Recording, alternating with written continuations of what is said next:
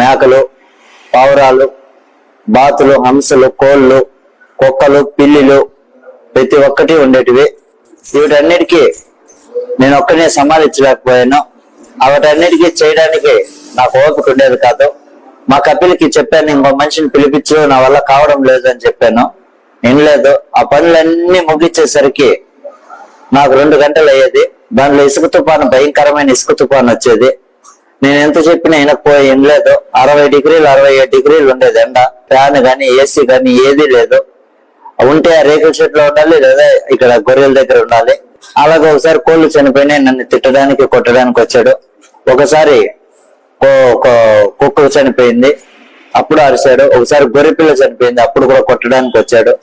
నాకు ఇక్కడ ఉండడం కంటే చనిపోవడం చాలా సులభం అనిపించింది.